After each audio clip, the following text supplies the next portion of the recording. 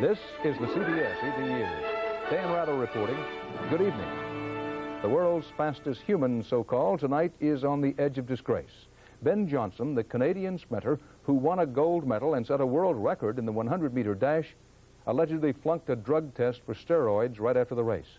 Mark Phillips reports from Seoul. If the race between Ben Johnson and Carl Lewis was the high point of these Olympics, the drug scandal that may well strip Johnson of his gold medal is the low. The first scent of scandal came from sources on the International Olympic Committee's Drug Testing Commission, which said that Johnson tested positive for a type of anabolic steroid. A Korean newspaper broke the story in the early hours of Tuesday morning in Seoul. IOC officials later confirmed that Johnson had tested positive and that a decision would be taken later today on whether to strip him of his medal. The IOC has little choice. Drugs, and particularly steroids, are an extremely sensitive issue at these games. Anyone who tests positive is sent home.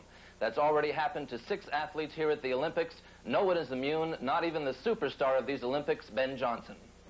Johnson appeared to be in good shape when he arrived in Seoul, but he had been injured earlier in the season and returned to St. Kitts in the Caribbean for rest and relaxation. Canadian track officials say Johnson was not under their control at that time, and there were reports that he had fallen out with his coaches. There were also suspicions that steroids were being used as part of the recovery process. If, as seems inevitable, Johnson is stripped of his medal, the gold will go to American Carl Lewis, and Lewis will have realized his dream of repeating as Olympic 100-meter champion, the fastest man in the world who has not tested positive for drugs. Mark, this is a case of alleged cheating. Well, that's exactly what it is. Not only that, it's the most serious type of cheating, at least in the IOC's minds, of what goes on here.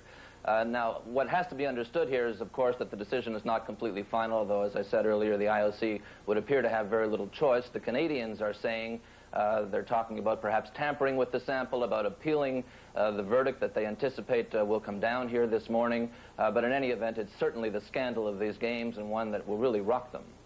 Now, there have already been 6 athletes sent home. Why is this one so important?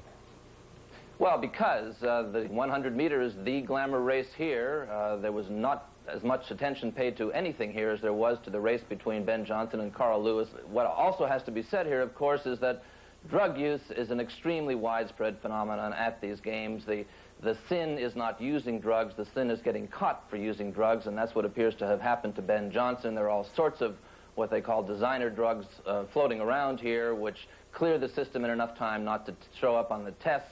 Apparently, that's not the sort of drug that Ben Johnson was using. Mark Phillips, thank you. Johnson, who is 27 years old, was not available for comment. From our Washington Bureau, correspondent Rita Braver has a look now at the type of drug that was found, allegedly, in Johnson's body. Anabolic steroids are the forbidden fruit of sports. The thing some athletes cannot resist, the thing that can ruin them.